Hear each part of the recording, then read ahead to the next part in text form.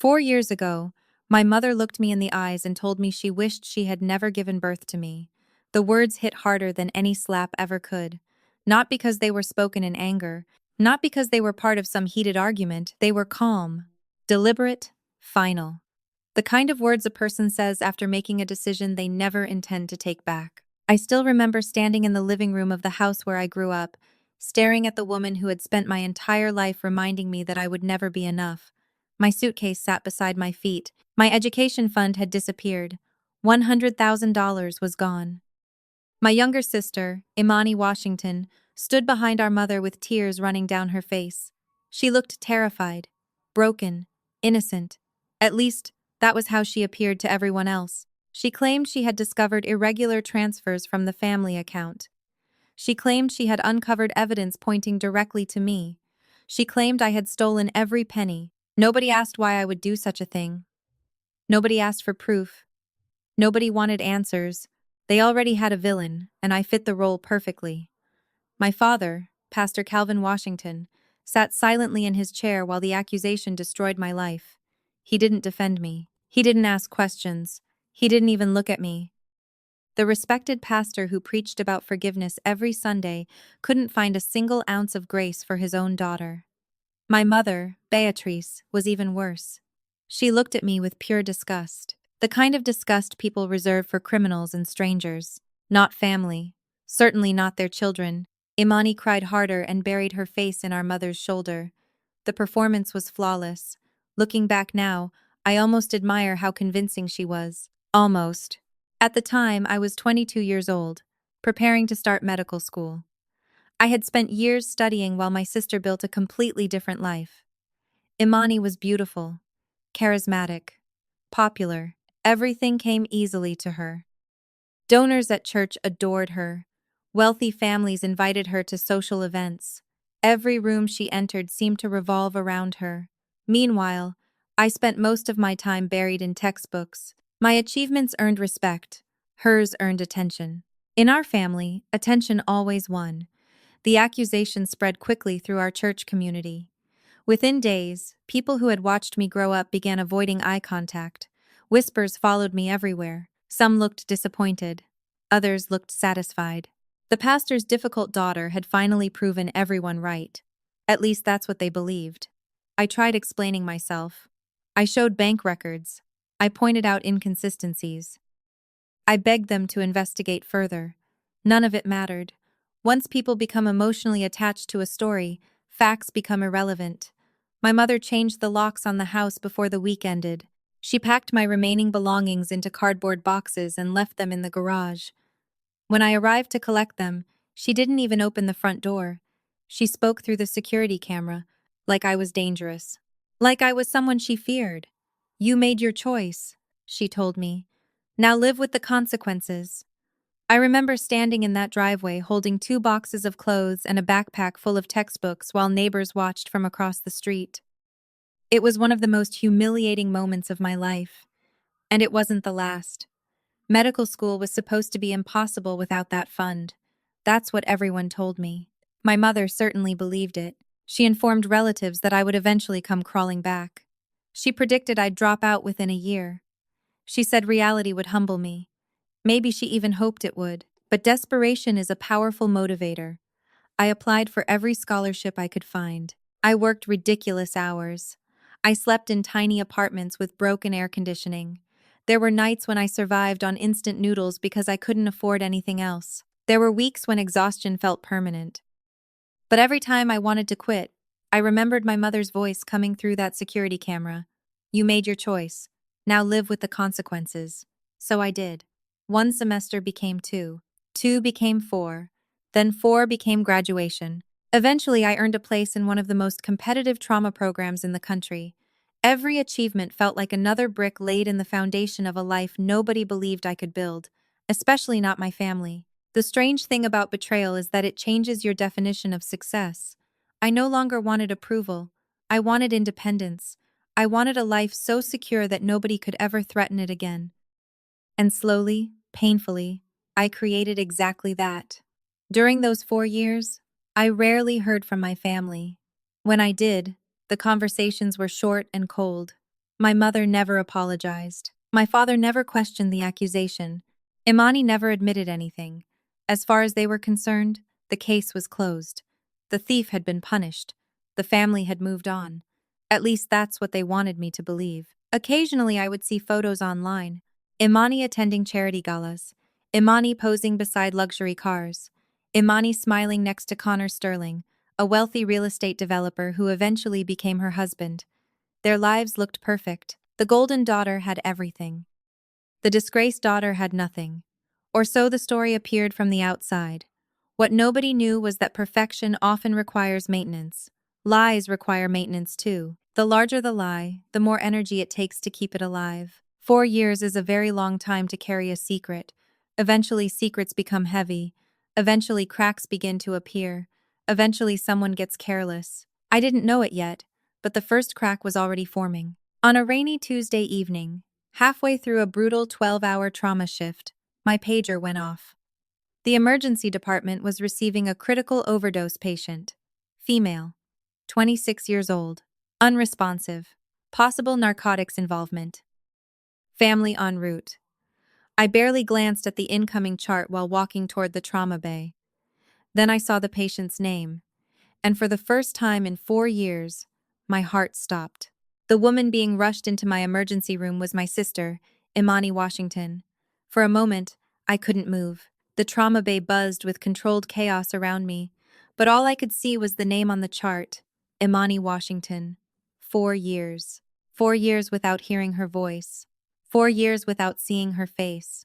4 years since she stood in our mother's living room crying on command while my entire life burned to the ground around her. And now she was lying unconscious somewhere behind those emergency room doors.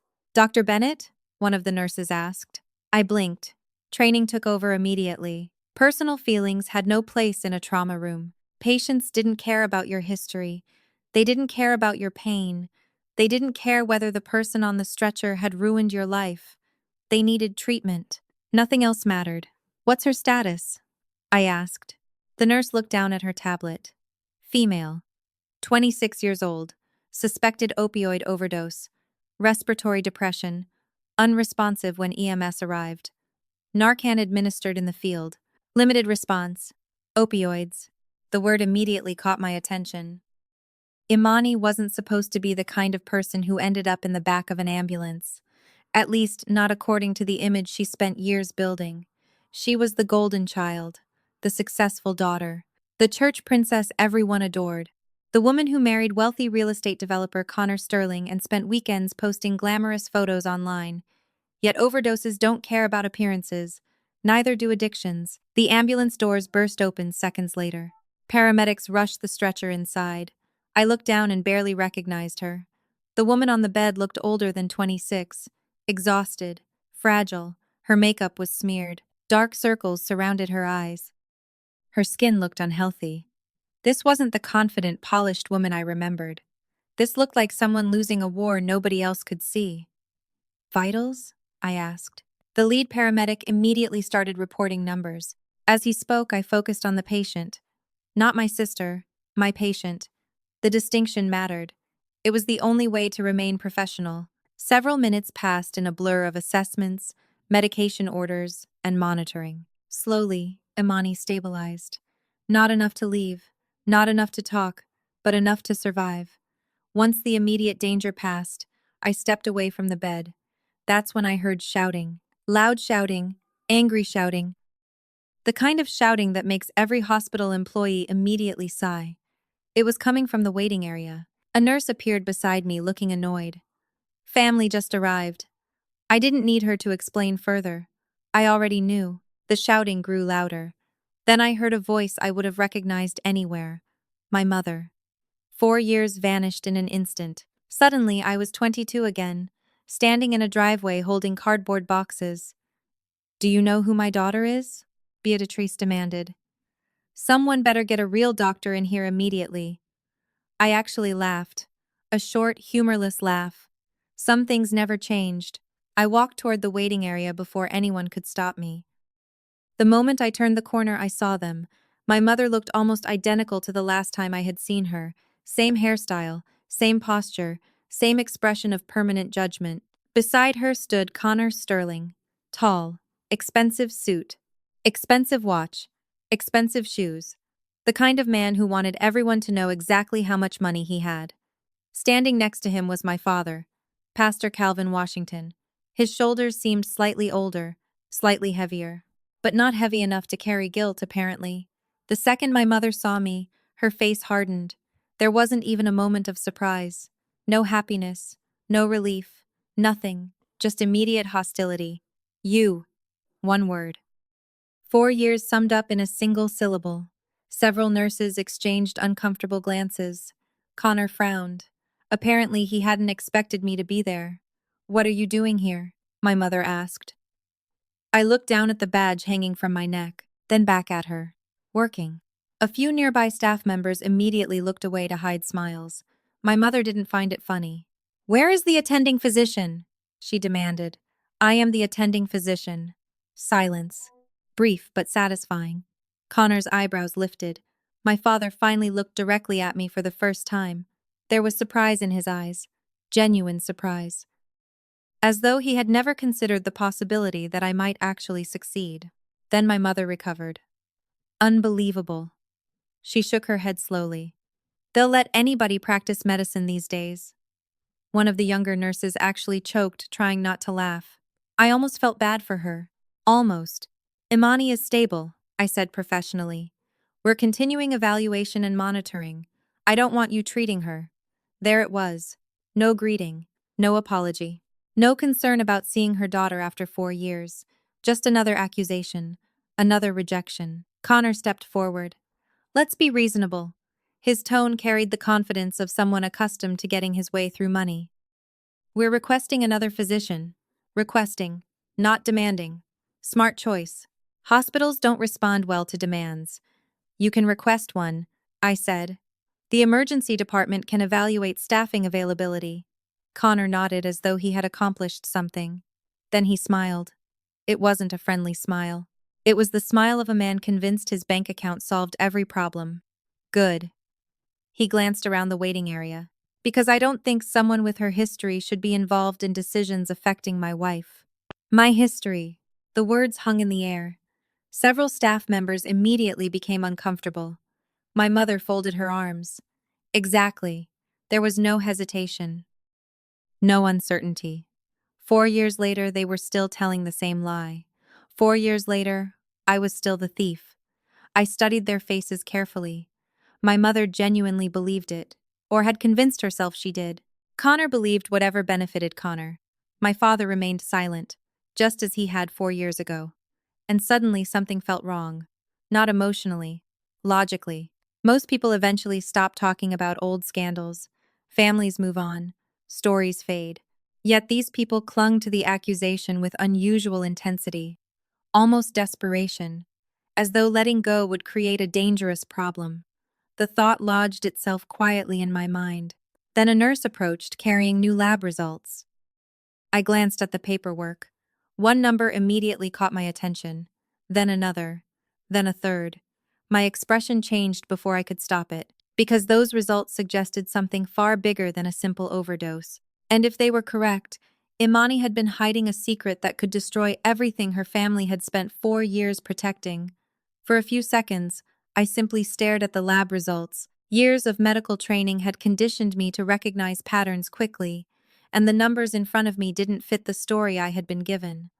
An overdose was only part of the picture. Something else was happening. Something bigger. I looked back toward the waiting area where my family was still arguing with hospital staff. Connor Sterling stood near the reception desk, speaking in the slow, controlled tone wealthy people often use when they want everyone to know they are important. My mother stood beside him, nodding in agreement, while my father maintained his familiar position somewhere between invisible and useless. The sight almost made me smile.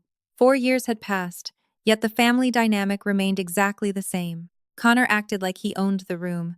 My mother treated him like royalty.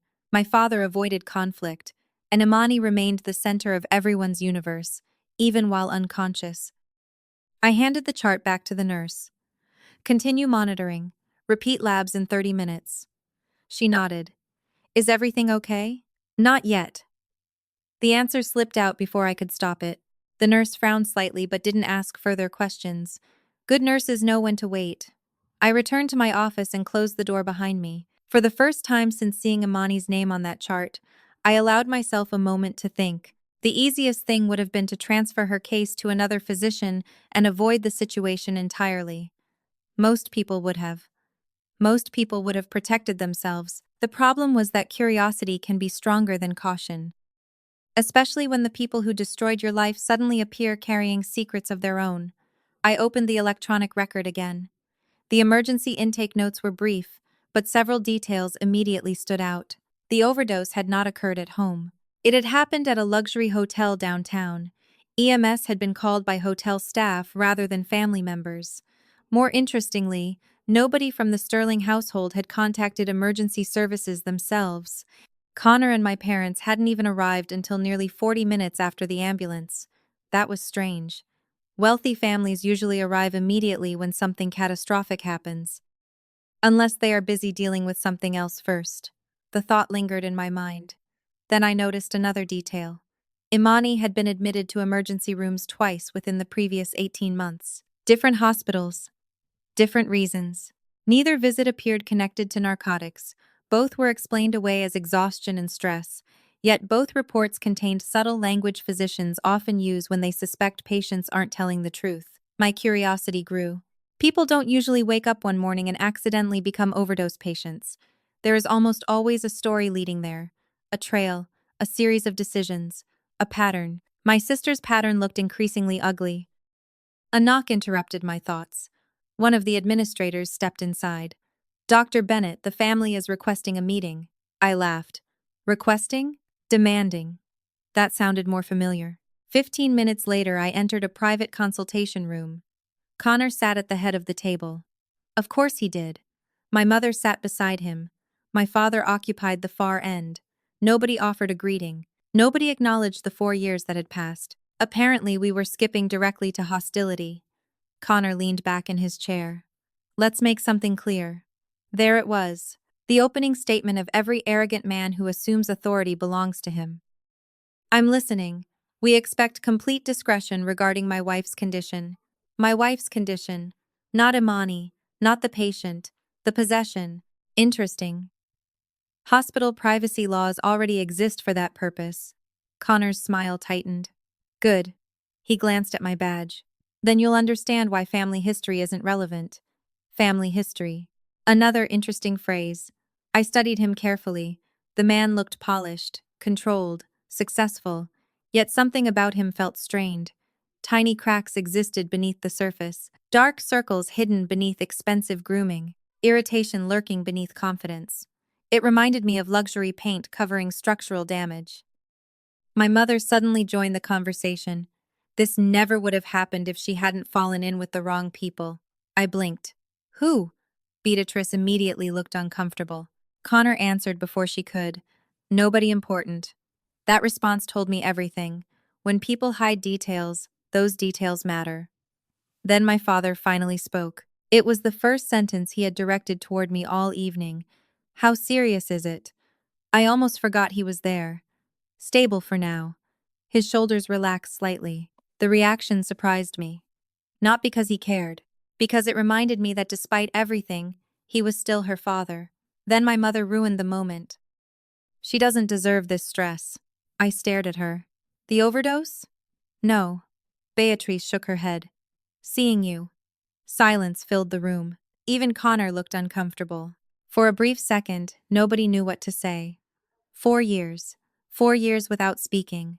4 years without an apology. And the first personal thing my mother said was somehow worse than the last thing she'd said when throwing me out. Strangely, it didn't hurt. Not anymore. Somewhere during those years of studying, working, and surviving, her approval had lost its value. She still believed she could wound me because she remembered the version of me who needed her love. That version no longer existed. Then she's fortunate she's unconscious, I replied calmly. Connor actually laughed. A short burst of surprise before he caught himself. My mother's face darkened immediately. She wasn't used to losing exchanges. Then a nurse entered, carrying updated information. She handed me a folder and left. I opened it casually. The moment I did, my attention sharpened. Very sharpened. New information had arrived from toxicology. The report raised far more questions than it answered. Certain substances were present, others were absent. Most importantly, the timeline Connor had provided no longer made sense. Not even close. Someone had lied. The question was who. I closed the folder slowly. Connor noticed the change in my expression immediately. "What is it?" he asked. I looked at him, then at my mother, then at my father. For the first time all evening, I saw genuine concern in all three faces. Good, because concern meant vulnerability, and vulnerability meant truth was getting closer. "Nothing yet," I said. "Just a discrepancy." Connor's jaw tightened. My mother looked confused. My father looked worried. Meanwhile, a very different thought was forming inside my head.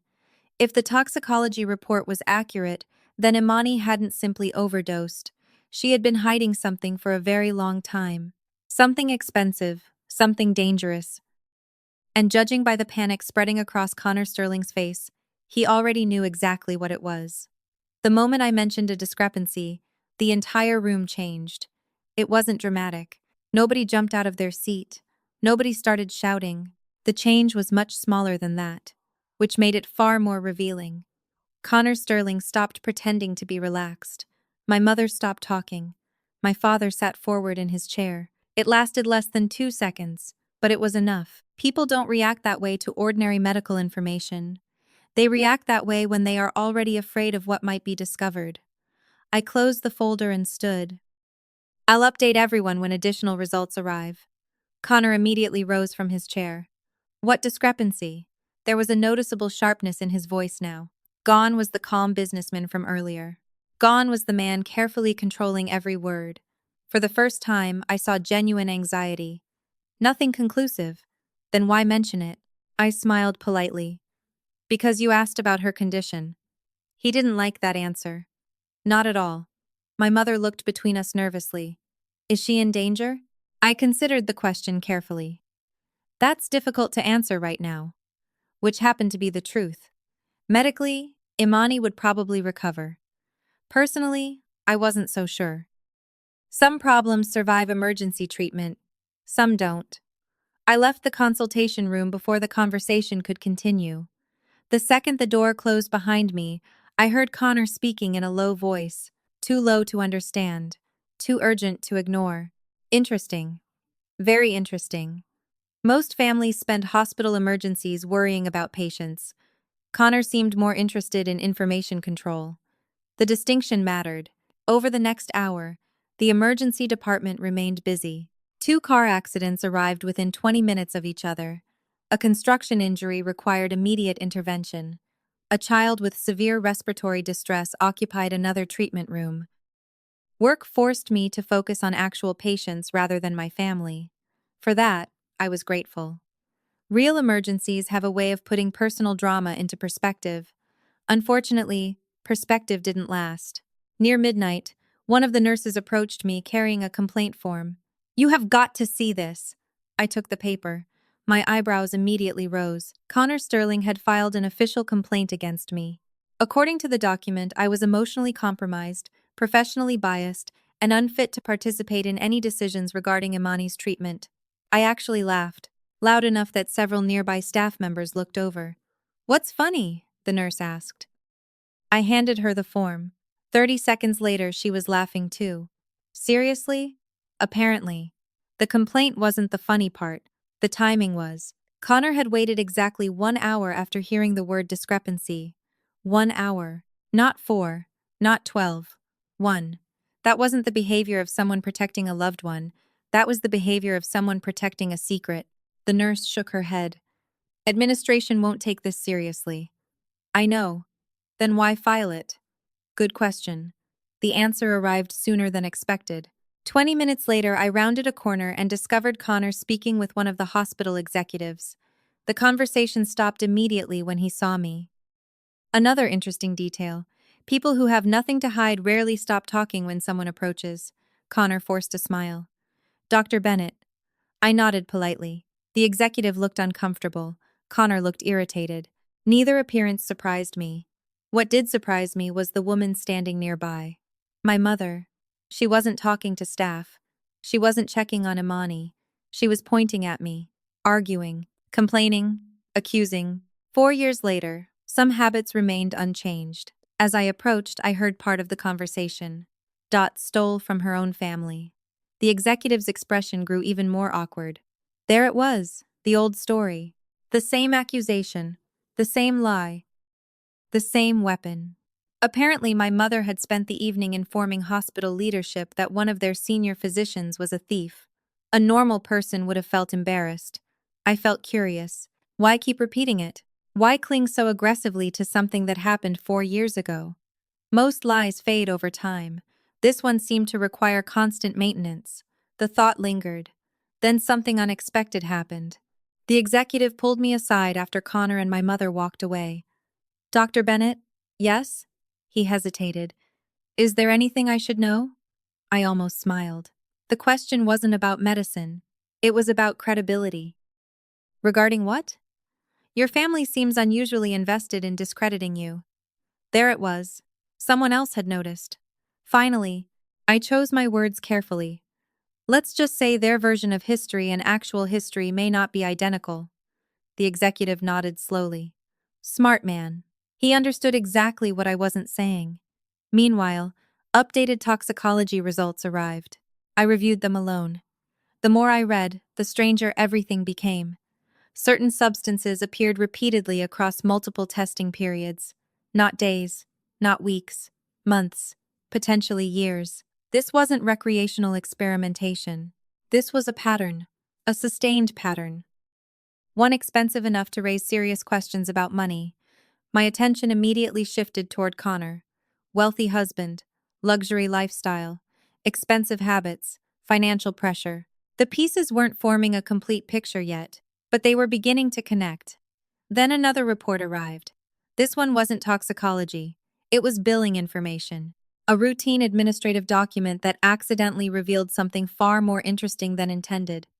My eyes narrowed as I read it, then narrowed further. Because according to the insurance records, this wasn't Imani's first overdose-related incident. It wasn't her second either. The previous cases had simply been categorized differently, hidden behind vague language, buried beneath technical descriptions. Someone had worked very hard to prevent a pattern from becoming visible. Someone with resources, someone with influence, someone terrified of public scrutiny. I leaned back slowly. The story was changing. Fast. 4 years ago, everyone believed I had stolen $100,000. Tonight, I was starting to wonder whether my sister had spent far more than that on something nobody wanted discovered. A soft knock interrupted my thoughts. One of the nurses stepped inside. Dr. Bennett? Yes? Your sister is awake. The room suddenly felt smaller. For several seconds, neither of us spoke. Then the nurse added 6 simple words that changed everything. And she's asking specifically for you. For a moment, I honestly thought the nurse had made a mistake. Out of everyone in that hospital, I was the last person I expected Imani to ask for. 4 years earlier, she had destroyed my future with a single accusation. 4 years earlier, she had watched our family throw me away and never once tried to stop it. 4 years earlier, she had stood silently while my life collapsed. Yet now, lying in a hospital bed after a suspected overdose, the first person she wanted to see was me. Are you sure? I asked. The nurse nodded. She asked twice. Interesting. Very interesting. I stood slowly and closed the chart in front of me. My instincts immediately split in 2 directions. The physician in me knew I needed to evaluate a recovering patient. The sister in me wanted answers. Real answers. Not accusations. Not family mythology. Not another carefully rehearsed story. The truth. As I walked toward her room, I found myself wondering whether she even remembered what she had done. Some people carry guilt for years. Others rewrite history until they become innocent in their own minds. I wasn't sure which category Imani belonged to. Maybe I was about to find out. Outside her room stood Connor. Of course he did. The moment he saw me approaching, his expression hardened. She's resting. I glanced through the small window in the door. Imani was awake, looking directly at us. Apparently she's also requesting to speak with me. Connor crossed his arms. That won't be necessary. I almost laughed. You don't get to decide that. The muscles in his jaw tightened. For a second, I thought he might argue. Then something surprising happened. He looked nervous, not angry. Nervous. The difference mattered. Angry people want control. Nervous people are afraid of losing it. She's been through a lot tonight, he said. Exactly. I reached for the door. Which is why I should probably speak with my patient. Connor stepped aside reluctantly. The moment I entered the room, Imani's eyes locked onto mine. The sight startled me. She looked terrible. Not physically. Medically, she was improving. Emotionally, however, she looked shattered. The confident younger sister I remembered seemed completely gone. Her eyes were filled with something I had never seen before. Fear. Real fear. Not performance, not manipulation, fear. Neither of us spoke immediately. 4 years of silence filled the room between us. Finally, she broke it. You became a doctor. I blinked. Of all the things she could have said, that wasn't what I expected. Yes. Her eyes drifted toward the hospital badge clipped to my coat. Mom said you dropped out. I actually laughed. A genuine laugh this time. Short, but genuine. Mom says a lot of things. A strange expression crossed Imani's face, something halfway between embarrassment and regret. Then she looked away. I didn't think you'd make it.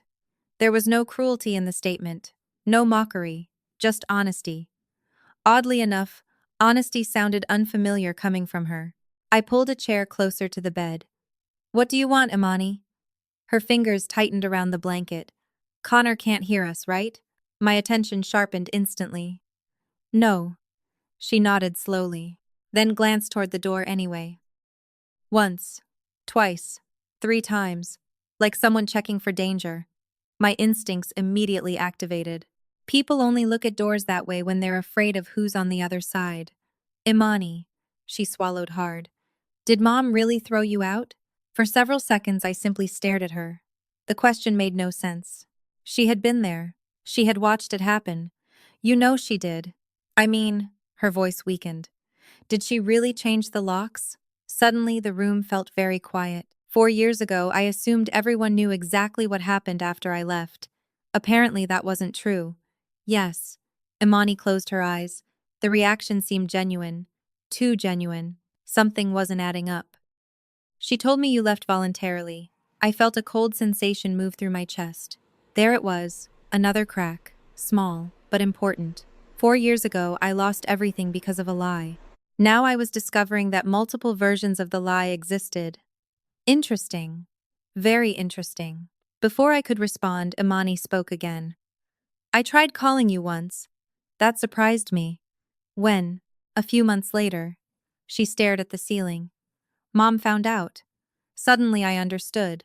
My mother hadn't simply believed a story. She had protected it, controlled it, maintained it. Anyone threatening the narrative became a problem.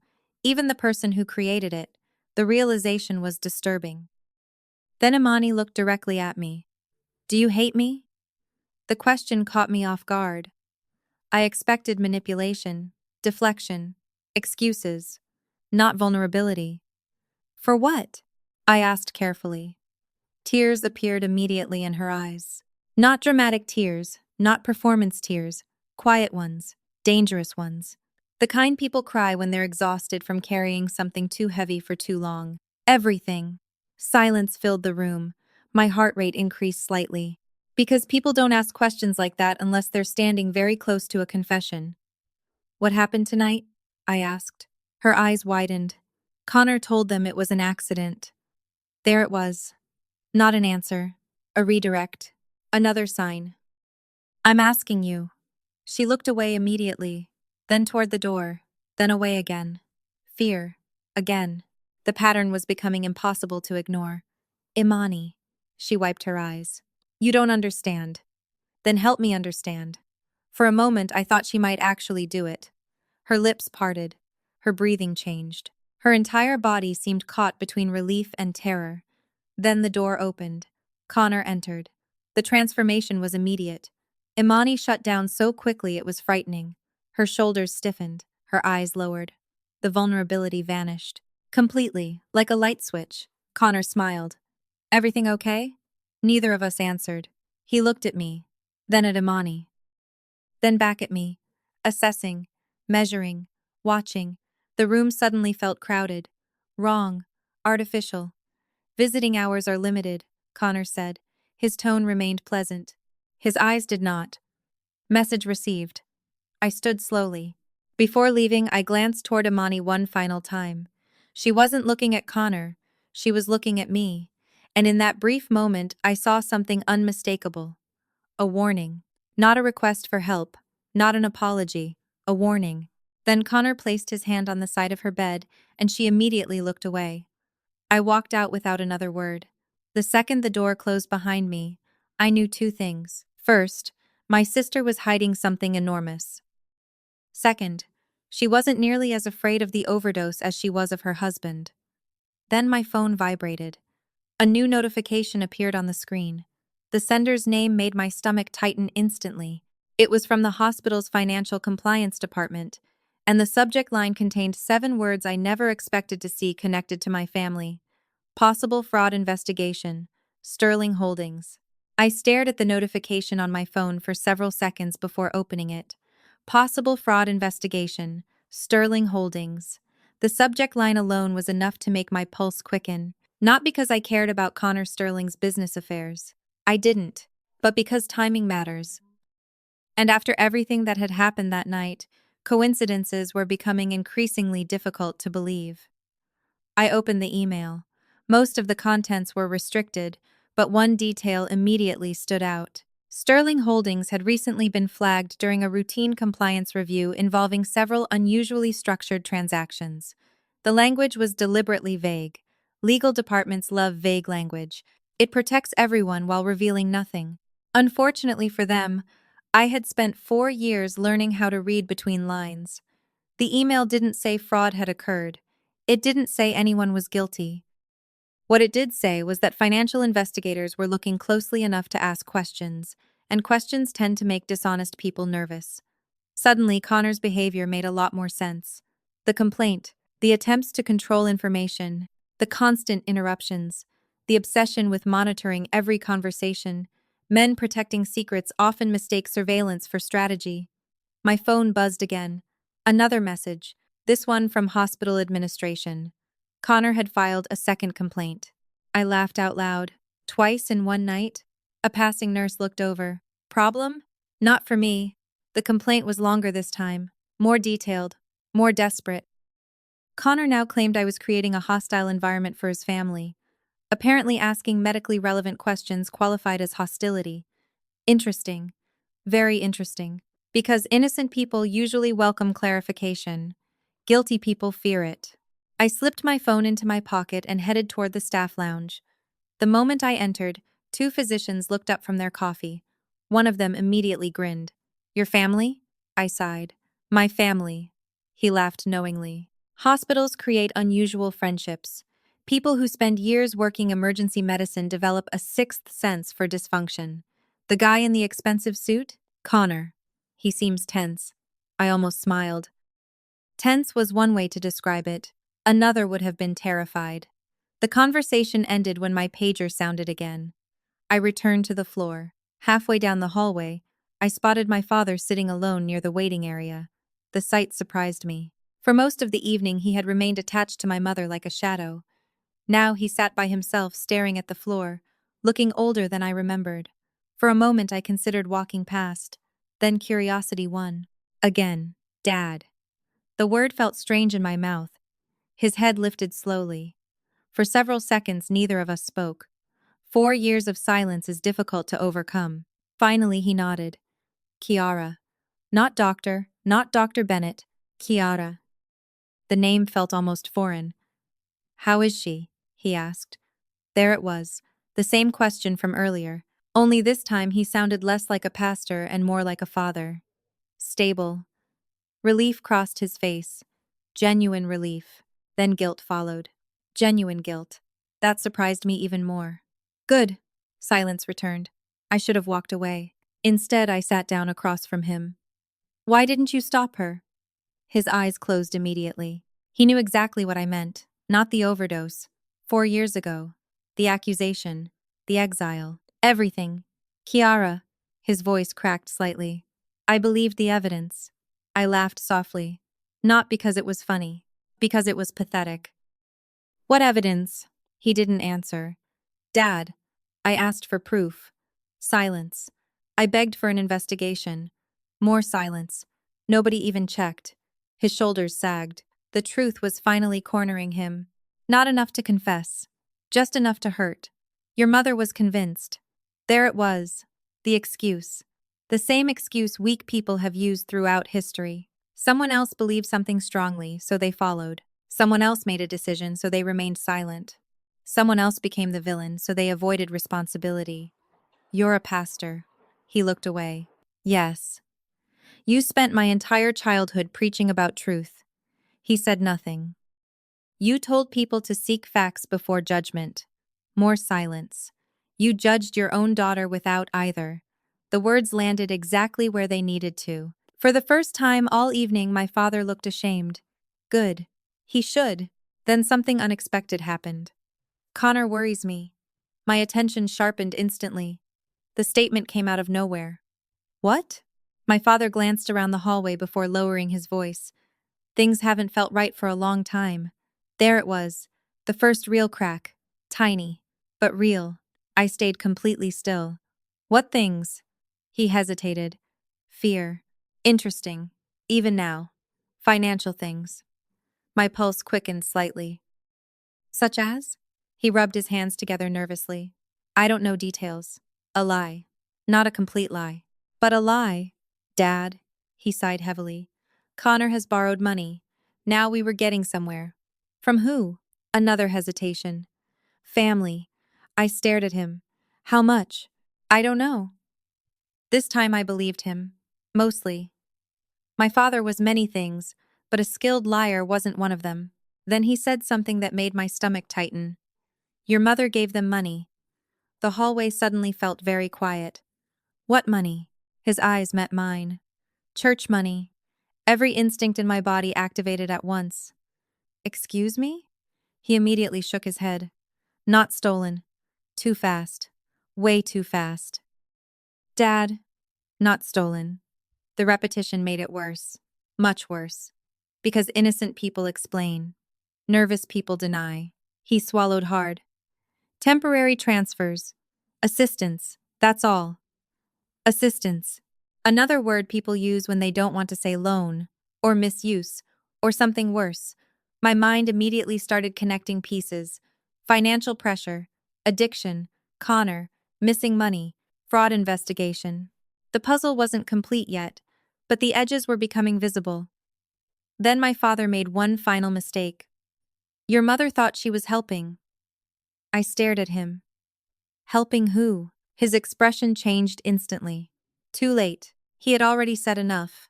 Because he didn't answer. He didn't need to. The silence did it for him. For the first time that night, I began wondering whether the missing $100,000 and Connor Sterling's financial problems were connected in a way nobody had considered before. Then my pager sounded again. Urgent. I checked the screen. My stomach dropped immediately. Imani was demanding discharge against medical advice. And according to the nurse's note, she was screaming the same sentence over and over again. I need to get home before they find it. The moment I read the nurse's note, I started moving. Fast. Patients leaving against medical advice wasn't unusual. It happened every week. What was unusual was the sentence Imani reportedly kept repeating. I need to get home before they find it. Not before they find me. Not before Connor gets angry. Not before something happens. Before they find it. The wording immediately caught my attention. Because it usually means an object. Something hidden. Something physical. Something a person desperately doesn't want discovered. By the time I reached her room, raised voices were already echoing down the hallway. Connor was standing beside the bed. My mother stood near the window. My father remained close to the door, looking trapped between panic and confusion. And in the middle of all of it sat Imani, furious, terrified, desperate. She was trying to remove her IV line herself. Absolutely not, I said as I entered. Every head turned toward me. Imani's eyes widened, not with relief, with fear. Kiara. Sit down. The authority in my voice surprised everyone, including me. Years of trauma medicine had trained me to take control during chaos. Right now, chaos had my sister's face. I need to leave. No. You don't understand. Then explain it. Silence. The room immediately became tense. Because that was the problem, wasn't it? Nobody wanted explanations. Connor wanted control. My mother wanted denial. My father wanted peace. And Imani wanted escape. Nobody wanted truth. Connor stepped forward. She's coming home. I turned toward him slowly. She's medically unstable. She's stable enough. I'm the physician. Connor's jaw tightened. And I'm her husband. There it was again. Ownership disguised as concern. The phrase irritated me more than it should have. Imani wasn't a child. She wasn't property. Yet every time Connor spoke, he sounded less like a spouse and more like a manager protecting an investment. The answer is still no. For a second, I thought he might explode. Instead, he forced a smile. The effort looked painful. We're taking responsibility. That's exactly what worries me. Silence slammed into the room. My mother immediately jumped into the gap. What is that supposed to mean? I looked directly at her. Exactly what it sounds like. Beatrice folded her arms. You always think you're smarter than everyone else. 4 years ago that comment would have hurt. Now it simply sounded predictable. No, I replied calmly. I just ask questions nobody else wants answered. Connor immediately looked away. Small reaction. Huge information. Then Imani did something unexpected. She grabbed my wrist. Hard. The movement startled everyone, including her. For several seconds she simply stared at me. Please. The word came out broken. Desperate. Real. Don't make me stay. Every instinct in my body activated. This wasn't someone worried about medical treatment. This was someone terrified of time. Time running out. Time allowing something to be discovered. Time creating consequences. What are they going to find? The question slipped out before I could stop it. Imani froze instantly. Connor froze too. So did my father. The reaction was impossible to miss. My mother looked confused. The others looked caught. Very different things. Nobody is finding anything, Connor said quickly. Too quickly. Imani released my wrist immediately. Another mistake. People tell the truth with reflexes long before they tell it with words. Then the door opened. One of the compliance officers from hospital administration stepped inside. My pulse quickened. I recognized him immediately. Mark Delaney. Internal investigations. The timing felt almost surreal. Mr. Sterling? Connor's face drained of color. Not completely. Just enough. Yes? Mark smiled professionally. Could we have a brief conversation? Nobody moved. Nobody spoke. Connor recovered first. About what? A few administrative questions. Administrative questions. Another one of those harmless phrases that usually means the exact opposite. Connor laughed nervously. At midnight? It's important. The room became very quiet. I watched everyone's reactions carefully. My mother looked confused. My father looked worried. Imani looked horrified. Connor looked like a man trying very hard not to run. That was the most revealing reaction of all. Then Mark added a sentence that changed everything. It concerned several recent financial transactions. The effect was immediate. Imani actually gasped. Connor's expression hardened. My father closed his eyes. My mother stared at everyone like she had just realized she was the only person who didn't know the joke. Interesting. Very interesting. Connor finally stood. Excuse us. Mark nodded politely. Together they stepped into the hallway. The second the door closed behind them, Imani started crying. Not dramatic crying, not attention-seeking crying. Pure panic. Raw panic. The kind that escapes when a person realizes the walls are finally closing in. Imani. She wouldn't look at me. It's over. My attention sharpened. What is? Her breathing became uneven. Everything. Then she immediately shook her head. Like she regretted saying it. Like she had already revealed too much. My mother moved toward the bed. Honey, what is going on? Imani didn't answer. For the first time all evening, even Beatrice looked frightened. Because mothers can ignore many things. They cannot ignore terror in their children's eyes. 5 minutes later, Connor returned. Alone. Mark was gone. The smile Connor wore looked completely fake. Everything's fine. Nobody believed him. Not even Connor seemed to believe himself. Then he did something that instantly raised every alarm in my head. He walked straight to the bed and whispered something into Imani's ear. I couldn't hear the words. I didn't need to. The effect was immediate. Her face went white. Absolutely white. Whatever he said terrified her more than the overdose. More than the investigation. More than the hospital. She stared at him for several seconds before slowly nodding. Submission. Complete submission. Then Connor looked directly at me and smiled. We'll be staying tonight after all. The words sounded harmless. The look in his eyes did not, because that wasn't a victory smile. It was the smile of a man buying time, and men only buy time when they know something disastrous is about to be found.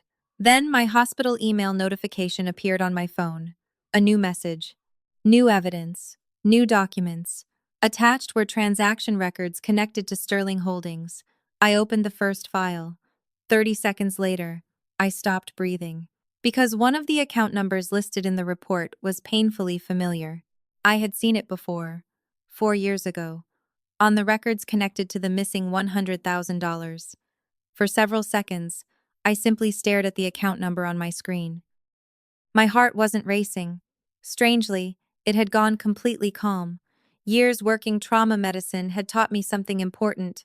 Panic helps nobody. When a patient is bleeding out, panic gets people killed. When a mystery starts solving itself, panic gets people distracted. So I forced myself to breathe and looked at the document again. Then again. Then a third time. The number hadn't changed. It was the same account I had seen 4 years earlier when my life fell apart. The same account connected to the investigation nobody wanted to conduct. The same account everyone insisted proved my guilt. Suddenly, I wasn't looking at an old accusation anymore. I was looking at a thread. A thread that had somehow survived 4 years without breaking. My first instinct was to call someone immediately. My second instinct was stronger. Verify everything. Assumptions had destroyed enough lives already. I opened additional files attached to the report. Transaction histories. Corporate transfers. Internal reviews. Most of the information meant nothing without context. Then one particular transfer caught my attention. The amount wasn't large enough to attract public attention, but the timing was interesting. Very interesting. Because it occurred only weeks before the $100,000 disappeared from the church education fund. Coincidence? Maybe. But coincidences become less convincing when the same names keep appearing. Connor Sterling, Sterling Holdings, related accounts, related transactions, related entities. The pattern wasn't complete yet, but it was growing. A soft voice interrupted my thoughts. Dr. Bennett? One of the overnight administrators stood outside the room. Everything okay? I quickly minimized the files. Fine. She didn't believe me. Smart woman. The family is asking questions. Of course they were. Families like mine always asked questions when they weren't controlling the answers. About what? About you. I laughed. Again? She nodded. Your mother has been speaking with staff. Wonderful. Exactly what every hospital needs at 1 o'clock in the morning. An angry woman conducting a character assassination campaign between patient updates. Thanks. After she left, I sat quietly for a moment. Then I made a decision. Instead of chasing documents, I would watch people.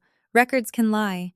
People usually can't. Not forever, especially not under pressure. 20 minutes later, I found the entire family gathered in a private waiting area. Connor was pacing. My mother was praying loudly enough for everyone to hear. My father sat with his hands clasped together. Imani remained in her room, alone. That detail bothered me. Nobody seemed concerned about the patient anymore. The focus had shifted, completely. Connor stopped pacing when he noticed me. His expression immediately hardened. You seem busy tonight. I smiled politely. You seem nervous. Silence. My mother immediately jumped into the conversation. Why are you harassing this family? I nearly laughed. Harassing. The word was incredible. 4 years ago they accused me of theft. Tonight they were spreading rumors through my workplace. Yet somehow I was the aggressor. I'm treating a patient. You're digging into things that don't concern you. There it was. Not medicine. Not Imani. Things. My attention sharpened. Such as? My mother opened her mouth, then stopped, because she didn't actually know. Connor did.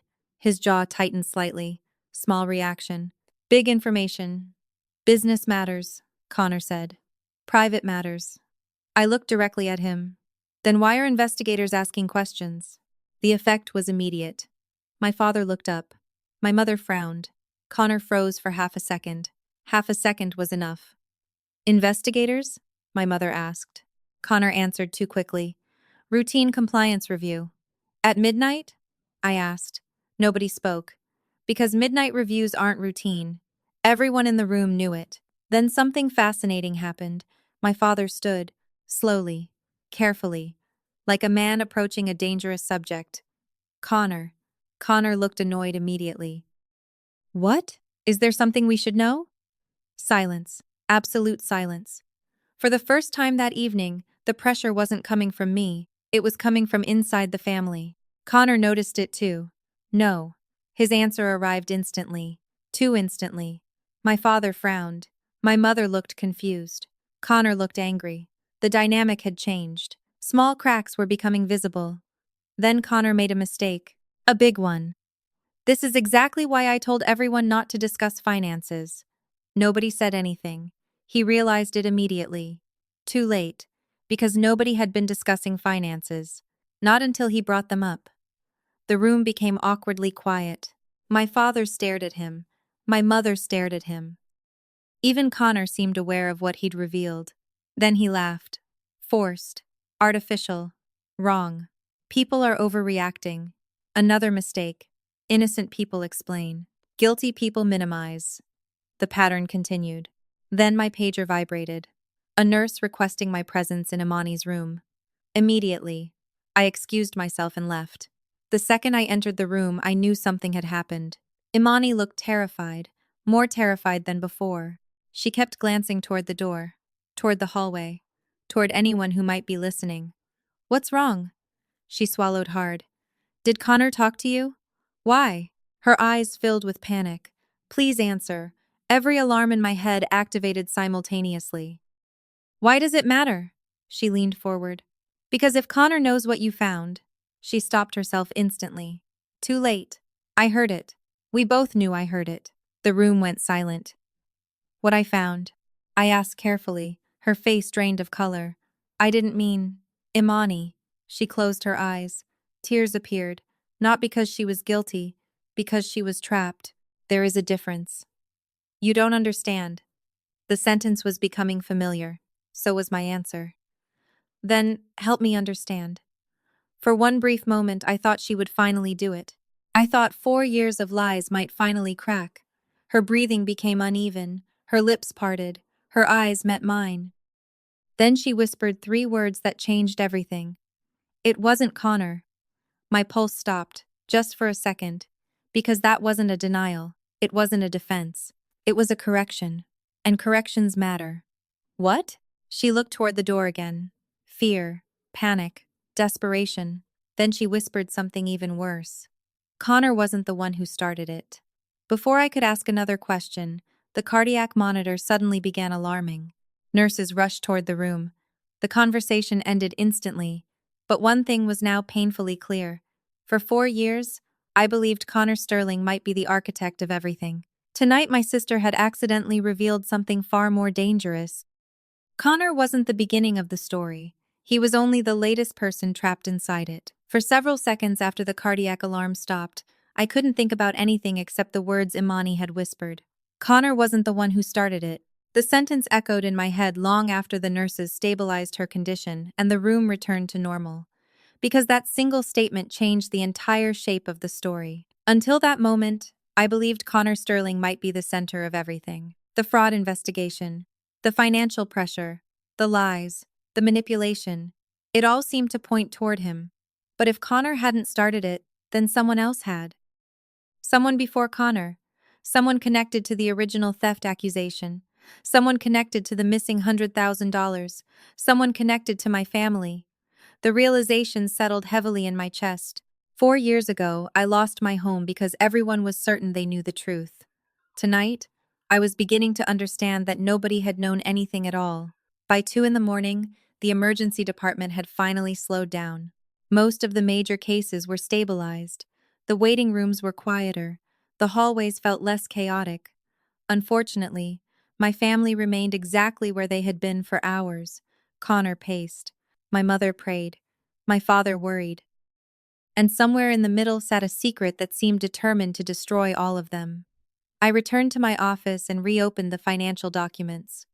This time I wasn't looking for Connor. I was looking for history, patterns, connections, anything that existed before he entered the picture. The further back I traced the records, the stranger things became. Several transfers appeared linked to accounts associated with church activities, educational funds, community donations, scholarship programs. None of it proved criminal behavior. Not yet. But it created a question I couldn't ignore. Why were so many unrelated financial trails crossing paths in the same small circle of people? My phone buzzed. A text message from an unknown number appeared. I almost ignored it. Then I opened it. The message contained only one sentence. Stop looking into the church accounts. My body went completely still. No greeting, no signature, no explanation. Just a warning. I read it again. Then again. The timing was impossible to ignore. Only a handful of people even knew what I had been reviewing. My first thought was Connor. My second thought was much worse. Because Connor wasn't around 4 years ago. Whoever sent that message might have been. I leaned back slowly and stared at the screen. Fear wasn't what I felt. Curiosity was. Fear makes people stop. Curiosity makes them continue. Then another thought struck me. The sender hadn't told me to stop looking into Sterling Holdings. They hadn't told me to stop investigating Connor. They specifically mentioned church accounts. The distinction mattered. A lot. Someone wasn't protecting Connor. Someone was protecting something older. Suddenly, my father's confession earlier felt different. Your mother thought she was helping. The sentence replayed in my mind. At the time, I assumed he meant helping Connor. What if he didn't? What if he meant something much older than Connor? Something that existed before Imani got married, before Sterling Holdings, before the overdose. My thoughts were interrupted by a knock at the door. I looked up and saw my father standing there, alone, again. That immediately caught my attention. People rarely seek private conversations in the middle of the night unless they're carrying something heavy. "Can I come in?" he asked. I nodded. He entered slowly and closed the door behind him. Neither of us spoke for several seconds. Then he sat down. His shoulders looked tired. Not physically tired, spiritually tired. Like a man who had spent years defending something he no longer understood. "Your mother doesn't know I'm here." Interesting. Very interesting. Okay. He stared at the floor. I made a mistake. My pulse quickened slightly. Not because of the statement itself. Because it was the closest thing to accountability I had heard from him in 4 years. Which one? A faint smile appeared. Sad. Defeated. Honest. More than one. Silence followed. Then he rubbed his hands together nervously. When the money disappeared? My attention sharpened instantly. Here we go. I wanted an investigation. The room seemed to shrink around me. What? He nodded slowly. I asked for one. 4 years. 4 years of believing nobody questioned the accusation, and now this. Then why didn't it happen? His eyes closed. Because your mother refused. My stomach tightened. Refused? He nodded again. She said it would humiliate the family. There it was. The first real crack in the foundation. Not proof, not truth, but a crack. You let her stop it? The shame on his face answered before his words did. Yes. I laughed softly. Not because it was funny, because it was unbelievable. $100,000 disappeared, and nobody investigated because they were worried about embarrassment. The logic was absurd. Which meant logic wasn't the reason. Something else was. Dad. He looked up. Did Mom know who took it? The question hit him like a physical blow. His eyes widened. His breathing changed. The reaction lasted less than a second, but I saw it, and once seen it couldn't be unseen. No. The answer came too fast. Way too fast. He knew it too, because he immediately looked away.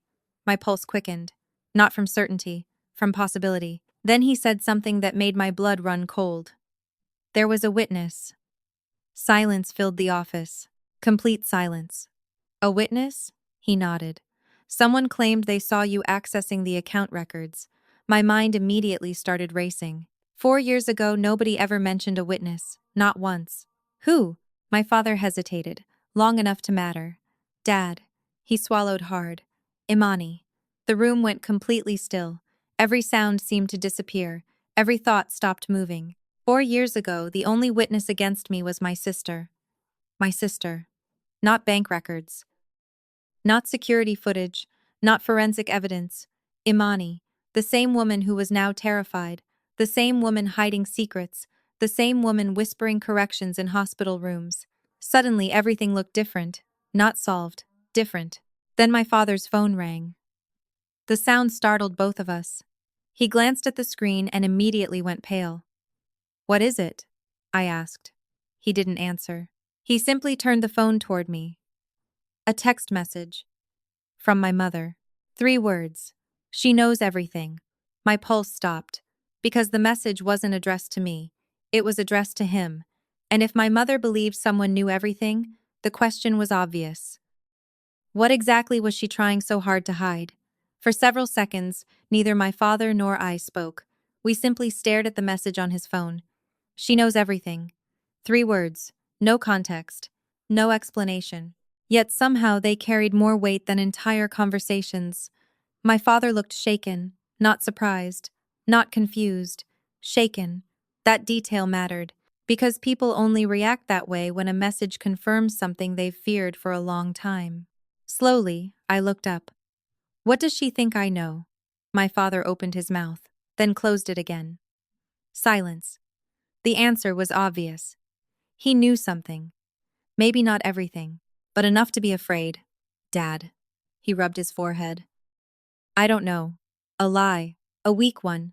The kind exhausted people tell when they're running out of stronger options. Before I could push further, another message appeared on his screen. This time my father locked the phone instantly.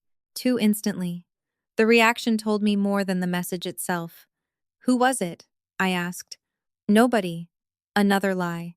My father had never been good at them. Growing up, I could always tell when he was hiding something. His voice became softer. His eyes drifted away. The same thing was happening now. Dad. He stood abruptly. I should get back to your mother. And just like that, the conversation ended. Not because he wanted it to. Because he was afraid of where it was going. I watched him leave my office and close the door behind him. Then I sat alone for nearly a minute. Thinking. Replaying. Connecting. 4 years ago, $100,000 disappeared. My sister became the sole witness against me. My mother blocked an investigation. My father allowed it. Now, years later, financial investigators were examining Connor Sterling's business. My sister was terrified. My mother was sending secret messages. And somehow, all roads continued leading back to the same place. The church. The realization unsettled me. Not because I believed the answer was there. Because I was beginning to suspect the answer had always been there. We had simply been looking somewhere else. My phone vibrated. Another email from compliance. More records had been released internally. I opened them immediately. The first few pages contained routine financial summaries. The next pages contained transaction histories. Then I reached a section labeled Historical Account Relationships. My attention sharpened instantly. Several names appeared repeatedly throughout the documentation. Connor Sterling, Imani Sterling, Sterling Holdings, Community Outreach Fund, Washington Family Scholarship Fund. I read the list twice, then a third time. One particular entry caught my eye. A transfer authorization reference. 4 years old, the exact year my life exploded. My pulse quickened. The document wasn't complete. Portions had been redacted, but one detail remained visible. The authorization request originated from inside the church's administrative network. I stared at the page. Again and again, because that wasn't supposed to happen. According to the story everyone believed, I personally stole the money. Yet this document suggested something entirely different. It suggested access from inside the church system itself. Suddenly, the accusation against me looked much weaker. Much weaker. A knock interrupted my thoughts. One of the overnight nurses stepped inside. Dr. Bennett? Yes? Your sister is asking for you again. I sighed softly. Round two. This time when I entered the room, Connor wasn't there. Neither was my mother. Only Imani. She looked exhausted. More exhausted than before. The panic hadn't disappeared. If anything, it had grown. For several seconds, she simply stared at the ceiling. Then she spoke. Did Dad talk to you? I remained still. Why? Her eyes shifted toward me. Because he's scared. Interesting. Not because she said it. Because she recognized it. Fear knows fear. What should he be scared of? She laughed. The sound startled me. There was no humor in it. Just bitterness. Consequences. The word lingered between us. Then silence returned. I studied her carefully. The old Imani would have redirected the conversation, manipulated it, controlled it. This version seemed exhausted by the effort. What happened 4 years ago? I asked. Her entire body tensed. Instantly. I don't know. The lie arrived automatically. Pure reflex. That told me more than the truth probably would have. You were the witness. She looked away. That's what everyone says. It's what Dad says. Her breathing changed. Tiny shift. Huge meaning. Dad talks too much. Interesting response. Not denial. Criticism. Then she made another mistake. You don't understand what Mom was like back then. Every instinct I had activated at once. Because that sentence assumed something. It assumed pressure, influence, fear. Things innocent witnesses don't usually mention. What was Mom like? I asked carefully. Imani immediately realized what she'd said. Too late. Her eyes closed. Forget it. No. She shook her head. Forget it. The repetition wasn't confidence. It was panic. Then the door opened. Connor entered. And once again, everything changed. The atmosphere. The conversation. Imani herself. The transformation happened so quickly it was almost frightening. 1 second she looked like someone carrying a burden. The next she looked like someone trying desperately not to reveal it. Connor smiled. Everything okay? Nobody answered. He looked at me, then at Imani, then back at me. Calculating. Always calculating. Dr. Bennett, he said politely, I'd appreciate some privacy with my wife. I didn't move. Then appreciate it from a distance. His smile faded slightly. Good. Then my phone rang. Internal extension. Hospital administration. I stepped into the hallway to answer. The voice on the other end belonged to Mark Delaney from compliance, the same investigator who had questioned Connor earlier. He sounded serious. Very serious. Dr. Bennett, we need to speak. About what? Silence. Brief. Heavy. Deliberate. Then he answered. We found a connection between Sterling Holdings and the missing church funds. My heart stopped. Just for a second. Because after hours of speculation, theories, and fragments, this was the first direct connection anyone had mentioned. How strong? I asked. Strong enough that federal investigators may become involved.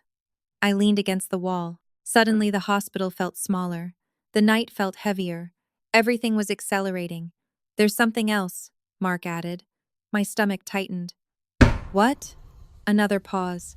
Longer this time. The earliest transfer didn't originate from Connor. My pulse immediately surged. Then who did it originate from? Mark exhaled slowly. The sound carried through the phone. Then he said the last thing I expected to hear. The name attached to the original authorization belongs to a member of your family. The hallway disappeared around me. Every sound faded. Every thought stopped. Because after 4 years of blaming the wrong people, after 4 years of lies, after 4 years of exile, someone had finally found the beginning of the trail, and it wasn't leading toward Connor Sterling. It was leading directly back into my own family. For several seconds after the call ended, I remained frozen in the hallway. A member of your family. The words echoed inside my head. Not Connor. Not some anonymous accountant. Not an outside criminal. Family. After 4 years of rumors, accusations, and assumptions, the investigation had finally circled back to where everything began. The Washington family.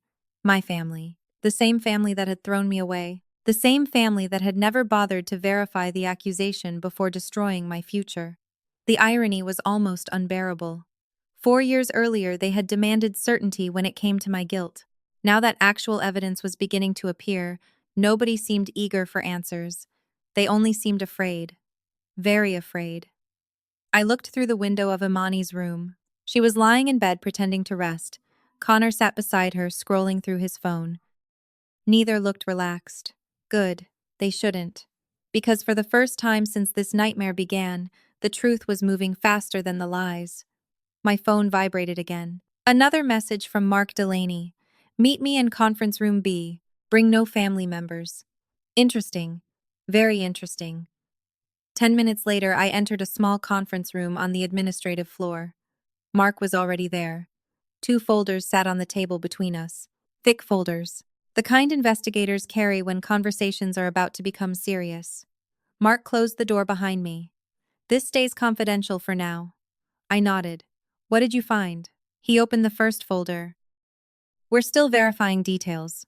Standard investigator language. Cautious, controlled. But Mark slid several pages toward me. The timeline is becoming clearer. I studied the documents carefully. Financial transfers, internal authorizations, audit notes, account relationships. Nothing dramatic individually. Together, however, they painted a disturbing picture. Money had been moving between multiple accounts for years. Small amounts, then larger amounts, then very large amounts. Always just below the threshold likely to trigger automatic scrutiny. Whoever designed the pattern understood oversight systems. Connor? I asked. Mark shook his head. Not originally. My pulse quickened. Then who? Mark exhaled slowly. That's where things get complicated. He pointed toward several highlighted entries. The earliest irregularities predate Connor's involvement by almost 2 years. I stared at the page. 2 years. Connor wasn't even dating Imani back then, which meant one thing. Whatever started this mess began inside my family long before he arrived. The realization hit hard, because it destroyed the easiest explanation. Villains are comforting when they come from outside. They're harder to accept when they come from home. What about Imani? I asked. Mark didn't answer immediately. Investigators hate speculating. That silence alone told me enough. She's connected. Not a question. A statement. Mark nodded once. Likely. My stomach tightened. 4 years ago she accused me. 4 years later her name continued appearing around suspicious financial activity. The pattern was becoming impossible to ignore. Then Mark opened the second folder. There's another problem. I looked down. Church financial records. Older records. Much older. How old? 6 years. My attention sharpened instantly. 6 years. 2 years before the accusation. 2 years before my exile. 2 years before the missing $100,000. The timeline suddenly expanded. What am I looking at? Mark slid a document across the table. Early withdrawal requests. I read the page, then read it again, then a third time. My pulse began accelerating. Several requests carried approval signatures. One signature appeared repeatedly. I recognized it immediately. Pastor Calvin Washington, my father. For several seconds I couldn't breathe. No. Mark remained silent. No. My father wasn't many things. He wasn't dishonest. He wasn't greedy. He wasn't capable of organizing financial crimes. Mark finally spoke. We're not saying he stole anything. Relief arrived briefly, then disappeared. Then why is his signature everywhere? Because he approved the requests. The room suddenly felt much smaller. My father. The man who preached integrity every Sunday. The man who spent 4 years avoiding responsibility. The man who claimed he simply believed the evidence. He wasn't standing outside the story. He had been inside it the entire time. Maybe not knowingly, but inside it nonetheless. I leaned back slowly. Memories started resurfacing. Fundraisers, scholarship programs, community outreach campaigns. My father had always trusted people. Too much. That wasn't wisdom. It was weakness disguised as kindness. Weak people make excellent tools. They sign papers without asking questions. They trust explanations because questioning feels uncomfortable. Suddenly, his silence 4 years ago looked different. Less like certainty, more like fear. Then Mark delivered another blow. We interviewed former church staff. My eyes lifted. And several mentioned tension between your parents. Interesting. Very interesting. About what? Mark looked at his notes. Money. Of course. Everything kept leading back to money. Specifics? He nodded. Your mother became increasingly involved in financial decisions despite not holding formal authority. My pulse quickened. There it was. Beatrice. Finally. Not confirmed. Not proven. But present. Very present. For the first time all evening, the shape of the real story began emerging from the fog. Connor wasn't the origin, he was a symptom.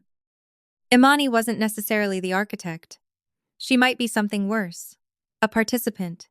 Which left one terrifying possibility sitting quietly in the middle. My mother. The woman who stopped the investigation. The woman who controlled the narrative. The woman who threw me out. The woman who seemed terrified every time facts appeared. Suddenly, she looked less like an angry parent and more like someone protecting a secret. A very old secret. Then my phone rang. My father's number. I answered immediately. Dad? The sound of his voice shocked me. He wasn't calm. He wasn't composed. He sounded terrified. Kiara. What's wrong? Breathing, heavy breathing. Then words. You need to come now. My stomach tightened instantly. Why? Silence. Then one sentence. One sentence that changed everything. Your mother and Imani are screaming at each other. I stood immediately. Mark stood too. What happened? My father's voice cracked. I don't know. Another lie. A weak one. Dad. More silence. Then finally, Imani said she's tired of protecting her. My pulse stopped. Completely. For one brief moment, the entire world seemed to freeze around me. Because after 4 years of lies, accusations, and secrets, someone inside that family had finally turned on someone else. And if Imani was no longer protecting her mother, then the truth might be closer than any of us realized. By the time I reached the private waiting area, the argument was already echoing down the hallway. Nurses were pretending not to listen. Security staff had positioned themselves nearby. Even patients passing through the corridor were slowing down to see what was happening. That alone told me how bad things had become. My family had spent 4 years protecting a lie. Lies tend to get loud when they start dying. I rounded the corner and immediately saw the problem. My mother stood near the vending machines, her face red with fury. Imani stood 20 feet away, shaking with anger and exhaustion. Connor was trapped between them like a man trying to stop two fires from colliding. My father sat in a chair with both hands covering his face. He looked completely broken. For several seconds, nobody noticed me. Then my mother pointed directly at Imani. You promised me. The words slammed into the hallway. Silence followed. Every person nearby heard them. So did I. Imani laughed bitterly. You still think this is my fault? My pulse quickened instantly. Not because of what she said, because of what she didn't say. She didn't deny responsibility. She didn't claim innocence. She simply redirected blame. Another crack. Another piece of the truth pushing through the surface. Connor spotted me first. His expression immediately changed. Fear. Again. Connor Sterling was becoming increasingly predictable. Every time facts appeared, he looked terrified. Every time emotions took over, he looked relieved. Because emotions can be manipulated. Facts cannot. This isn't helping, Connor said sharply. My mother ignored him. Her entire focus remained locked on Imani. After everything I did for you. There it was. Another sentence that didn't belong in an argument about an overdose, or fraud, or missing money. It belonged in an argument about loyalty, protection, secrets. Everything you did? Imani laughed again. This time louder. You mean everything you made me do? The hallway went completely silent. Even Connor stopped talking. My father's hands slowly lowered from his face. Nobody moved. Nobody breathed. For one brief moment, it felt like the entire hospital was waiting for the next sentence. Unfortunately, my mother recovered quickly. Too quickly. Stop it! Her voice was sharp. Dangerous. Stop talking. That reaction told me more than anything else. Innocent people demand explanations. Guilty people demand silence. Imani stared at her. Tears filled her eyes. Real tears. Angry tears. You always do that. Do what? You tell everyone to stop talking whenever the truth gets close. My stomach tightened. The words hit harder than they should have, because they sounded familiar. 4 years ago, my mother stopped an investigation. 4 years ago, she stopped questions. 4 years ago, she stopped conversations. And according to my father, she stopped anyone from looking deeper. The pattern wasn't new. It was decades old. Connor immediately stepped between them. Enough. His voice carried a sharp edge now. The polished businessman mask was finally cracking. Good. I was tired of masks. Everyone needs to calm down. Imani turned toward him so fast it startled me. You don't get to tell me to calm down. The hostility in her voice shocked everyone, including Connor. For a split second, genuine hatred flashed across her face. Then it disappeared. But not before I saw it. Not before Connor saw it either. The marriage I had imagined as perfect from social media photos suddenly looked very different. People don't develop that kind of hatred overnight. They build it. Slowly. Painfully. Over years. Imani. Connor lowered his voice. Think about what you're doing. There it was. Not concern. Not support. Control. Again. Always control. Imani laughed bitterly. That's rich coming from you. Another crack. Another clue. Then she made a mistake. A huge one. Maybe if you hadn't needed so much money. Connor's face changed instantly. Absolute panic. Stop! The word exploded from him before she could finish. The reaction was immediate. Every person in the hallway noticed. My father looked confused. My mother looked terrified. I looked interested. Very interested. Because nobody reacts that strongly unless a dangerous truth is approaching. Then Imani realized what she had done. Too late. Connor knew it too. The damage was already done. Needed money for what? I asked calmly. Nobody answered. Connor looked away. Imani stared at the floor. My mother looked trapped. The silence itself became an answer. Then my father stood. Slowly. Weakly. Like a man carrying years of regret. Enough lies. Every head turned toward him, including mine. Because those were words I never expected to hear from Pastor Calvin Washington. Not after 4 years. Not after all the silence. Calvin, my mother warned. He ignored her. That surprised me even more. No. His voice shook. No more. Beatrice's face turned white. Not angry white. Afraid white. The difference mattered. A lot. You don't know what you're saying. I know exactly what I'm saying. The room became so quiet I could hear the humming lights overhead. My father looked exhausted. Defeated.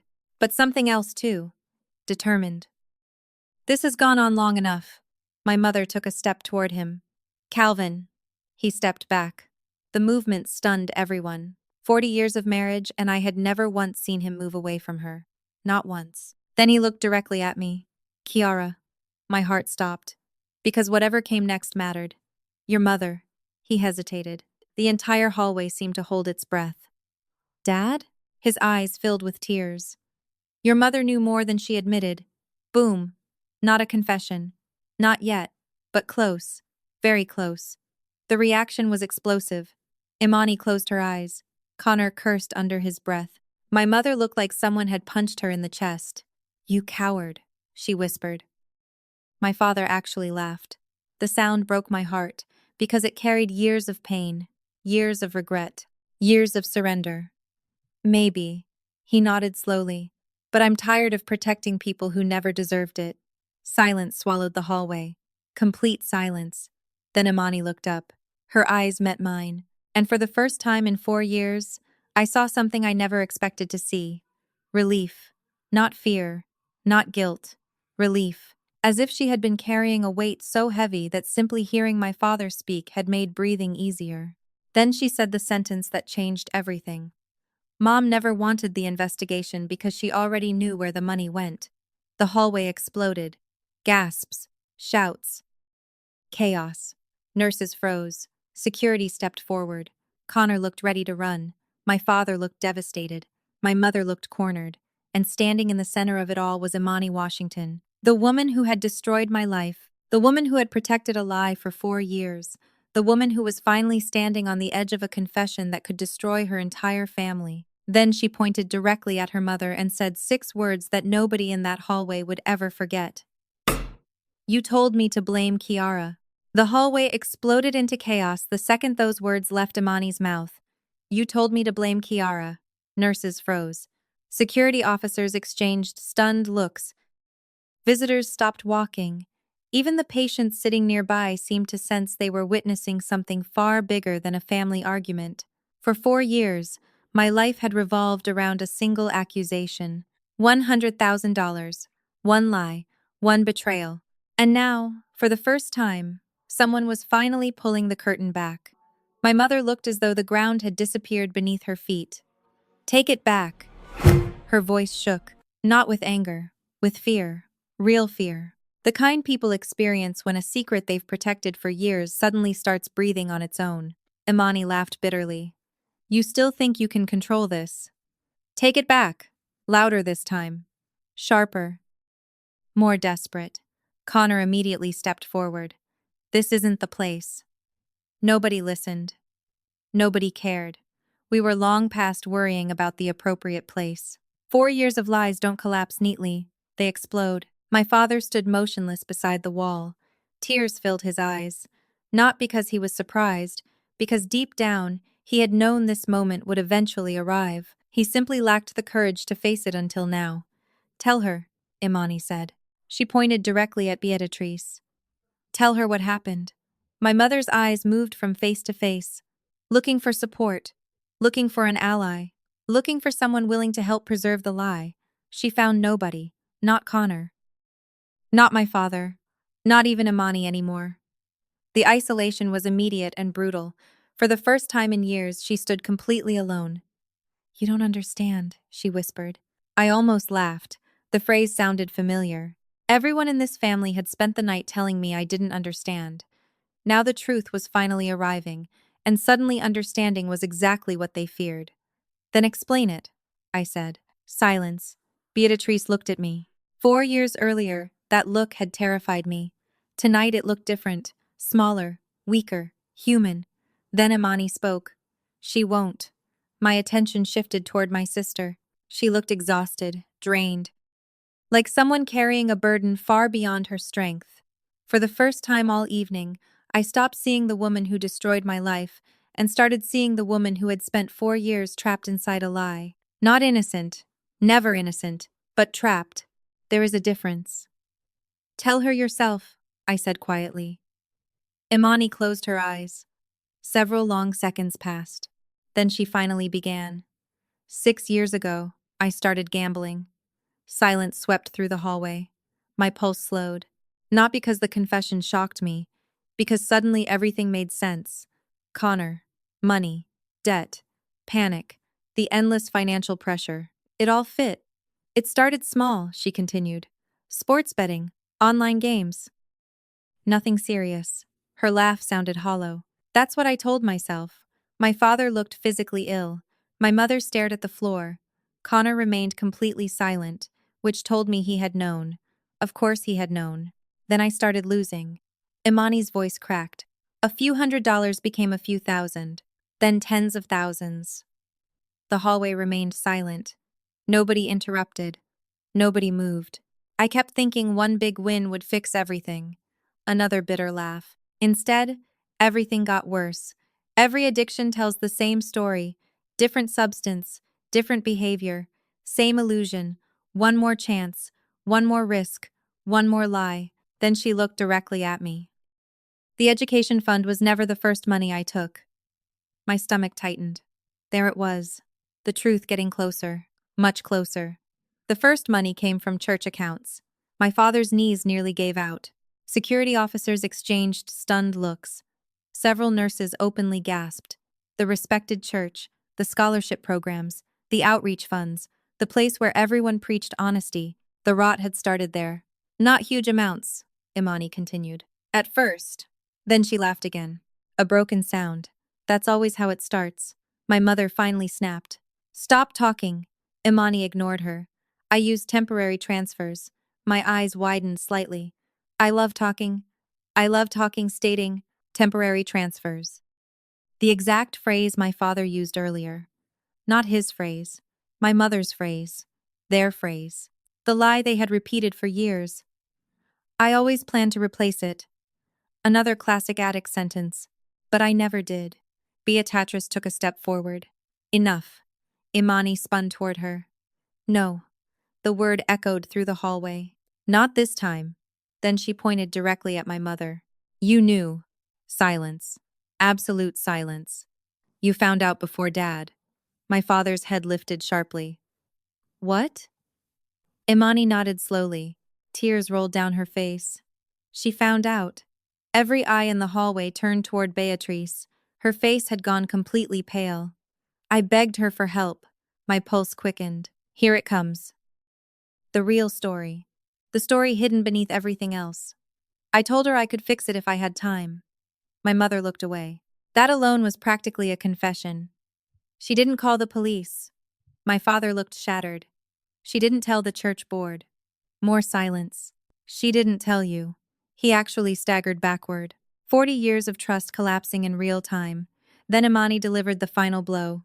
She helped me cover it up. The hallway erupted. Gasps, shouts, disbelief. The reaction was immediate, because this wasn't negligence anymore. This wasn't denial. This was participation. My mother had crossed the line from parent to accomplice. Beatrice shook her head frantically. I was protecting my daughter. There it was. Her defense. Her justification. Her excuse. The same excuse that had destroyed my life. Family. Always family. Unless that family happened to be me. Then where do I fit? I asked quietly. She looked at me. For a moment, genuine emotion crossed her face. Regret. Maybe. Shame. Maybe. Too late either way. The debt kept growing, Imani continued. Then the fun disappeared. I already knew what came next. Everyone did. But hearing it mattered. Mom said nobody would believe it was me. My heart stopped. Not from surprise. From confirmation. She said people already expected more from Kiara. Silence. She said Kiara was strong enough to recover. My vision blurred slightly. Not from tears. From anger. Pure anger. 4 years. 4 years of struggle. 4 years of exile. 4 years of rebuilding everything from nothing. Reduced to a strategic decision because I was supposedly strong enough to survive it. Then Imani looked directly into my eyes. I told them you stole the money. No excuses. No qualifications. No ambiguity. The confession landed with devastating force. My father broke completely. He sat down heavily and buried his face in his hands. Nearby nurses looked horrified. Security officers looked stunned. Even Connor looked sick. For 4 years, everyone believed a lie. Now the lie was finally dead. Then Imani said something I never expected. Connor didn't know. My attention shifted immediately. What? She nodded. Not at the beginning. Interesting. Very interesting. He found out years later. Connor closed his eyes. Confirmation. By then we were already married. Another piece falling into place. Connor wasn't the architect. He was the man who inherited the secret and chose to profit from it, still guilty, just not originally guilty. Then Imani pointed toward her mother one last time. Everything started because she couldn't stand the idea of her favorite daughter being exposed. The words hit Beatrice harder than anything else had. Favorite daughter. Because everyone knew it was true. Everyone. Then my mother whispered something so quietly I almost missed it. I did it for my family. Imani laughed through tears. No. She shook her head slowly. You did it for me. Silence. Complete silence. Then she delivered the sentence that shattered what remained of Beatrice Washington's world. And now everyone knows it. Just then, 3 unfamiliar men in dark suits entered the hallway carrying identification badges. Mark Delaney stepped in behind them. The look on his face told me everything before he spoke. The investigation was over. The consequences were about to begin. And my mother's nightmare was only getting started.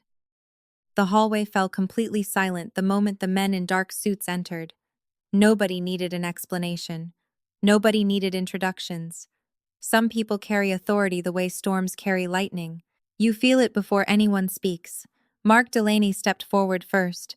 Behind him stood 3 federal investigators carrying identification badges and sealed document folders. My mother's face lost every remaining trace of color. Connor immediately straightened his posture. My father looked defeated, and Imani simply closed her eyes as though she had been expecting this moment for years. Maybe she had. One of the investigators opened a folder. Beatrice Washington? My mother didn't answer. The investigator repeated the question. Beatrice Washington? This time she nodded. Barely. We need to speak with you regarding an ongoing financial investigation. The words echoed through the hallway. Calm, professional, devastating. Beatrice laughed nervously. The sound was painful to hear. This is ridiculous. Nobody responded. Because nobody believed it was ridiculous. Not anymore. There must be some misunderstanding. The lead investigator remained expressionless. People who investigate fraud hear that sentence every day. It loses its power after the first 1,000 times. We have reason to believe funds connected to multiple accounts were intentionally redirected over several years. Silence. We also have witness statements indicating efforts to obstruct internal review procedures. My pulse slowed. Not because I was relaxed, because justice was finally becoming real. 4 years earlier, my mother stopped an investigation before it began. Tonight she was facing investigators she couldn't control. The irony was beautiful. Beatrice pointed toward Imani. She's upset. Nobody moved. She's confused. Still nothing. She's sick. The investigator looked down at his notes. Mrs. Washington, are you denying involvement? Direct question. No room to hide. No room to redirect. No room to blame me. For several seconds, my mother said absolutely nothing. Then she made the biggest mistake of the night. I was protecting my daughter. The hallway exploded with reactions, gasps, whispers, shock, because she hadn't denied anything. Not one thing. She had justified it. The difference was enormous. Even the investigators exchanged brief looks.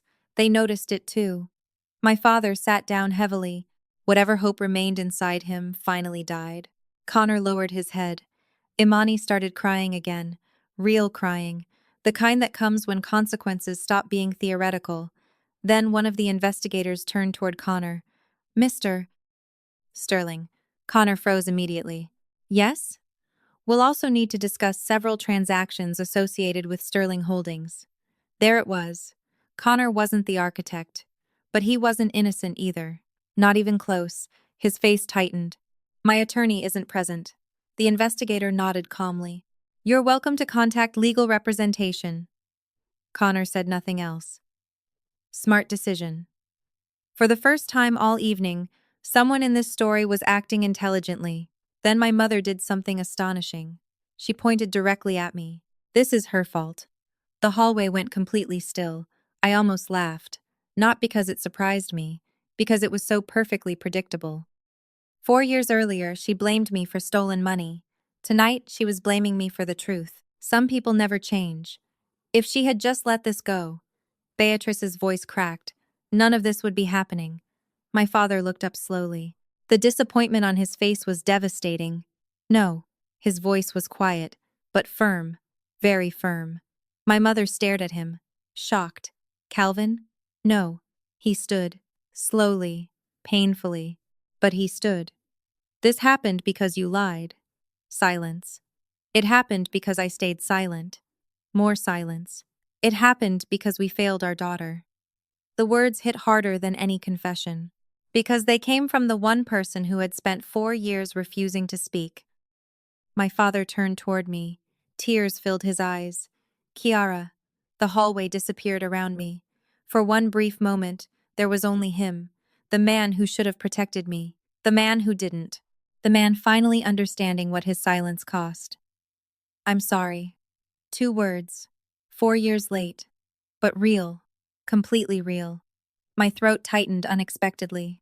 Not because the apology fixed anything. It didn't. Nothing could return the years I lost. Nothing could erase what happened. But hearing it mattered. More than I expected. I know. That was all I could manage. My father nodded once, then sat down again looking 10 years older than he had an hour earlier.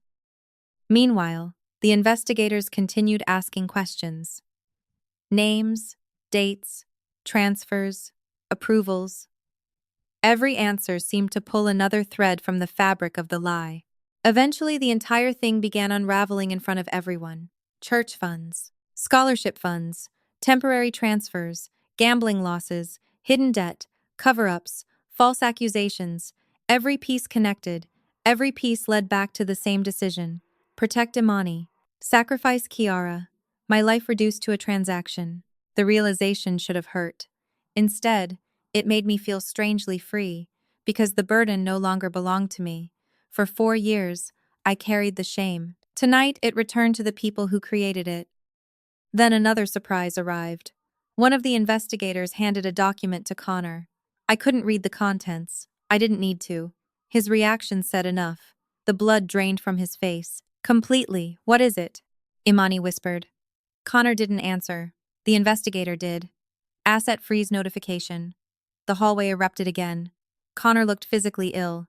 Asset freezes don't happen because of rumors. They happen because investigators believe evidence exists. Serious evidence. Connor sank into a chair. For the first time all evening, the wealthy businessman looked small. Very small. Then Imani broke. Completely. She buried her face in her hands and sobbed. Not graceful tears. Not controlled tears. Collapse. Total collapse. The golden daughter was finally gone. What remained was a frightened woman staring at the ruins of a life built on deception. Even then, I couldn't fully hate her. Not after hearing the entire story. She made terrible choices, unforgivable choices, but she wasn't the only villain standing in that hallway, not even close. Then Beatrice took one final shot. She looked directly at me. Hatred burned in her eyes. Pure hatred. Are you happy now? The question hung in the air. Everyone waited. Investigators, nurses, security officers, my father, Connor, Imani. Everyone. 4 years ago, I would have answered emotionally. Tonight I answered honestly. No. Genuine surprise crossed her face. I'm not happy. Silence. Happy would mean I wanted this. Another pause. I wanted the truth. Nobody spoke, because everyone knew it was true. Then I looked directly at my mother. You chose the rest. For the first time all evening, she had no response. None. Because every road led back to her. Every lie. Every decision. Every consequence. Finally, one of the investigators stepped forward. Mrs. Washington, we'll need you to come with us. Beatrice stared at him, then at me, then at Imani, then at my father. The realization arrived all at once. Nobody was coming to save her. Not this time. Slowly she stood. The woman who controlled every family decision for decades suddenly looked very old, very tired, very alone. As investigators escorted her down the hallway, she turned back one final time. Her eyes locked onto mine. For years, that look held power over me. Tonight, it held nothing. The doors closed behind her. And just like that, Beatrice Washington lost control of the story she had spent 4 years protecting. But my own story wasn't finished yet. Because the next morning, the hospital board would receive a report clearing my name completely, and the entire city was about to learn exactly what had really happened 4 years ago. The next morning, I arrived at the hospital before sunrise. For the first time in years, I slept almost 3 uninterrupted hours. It wasn't much, but it was enough. Enough to realize something had changed. 4 years earlier, my family took away my home, my reputation, and my future. Yet somehow, after the longest night of my life, I felt lighter than I had in years. The burden was finally where it belonged. Not on me. On them. The hospital looked different that morning. Not because the building had changed, because people were looking at me differently. News travels quickly inside large institutions. By 7 o'clock, half the administration already knew federal investigators had visited the hospital overnight. By 8 o'clock, everyone knew the accusation against me was collapsing. By 9 o'clock, the truth had become impossible to contain. I was called into a special meeting with hospital leadership, the same leadership my mother had spent the night trying to poison against me. The same leadership she hoped would question my integrity. The irony wasn't lost on me. When I entered the conference room, every seat was occupied. Executives, department heads, compliance officers, legal counsel, even the hospital CEO attended personally. The meeting lasted less than 40 minutes. 4 years of lies died in less than 40 minutes. The compliance team presented their findings. The investigators provided preliminary documentation. Historical records were reviewed. Witness statements were summarized. Transfer histories were explained. One by one, every piece of the accusation that destroyed my life was dismantled. Completely, methodically, publicly. Nobody questioned my conduct. Nobody questioned my ethics. Nobody questioned my professionalism.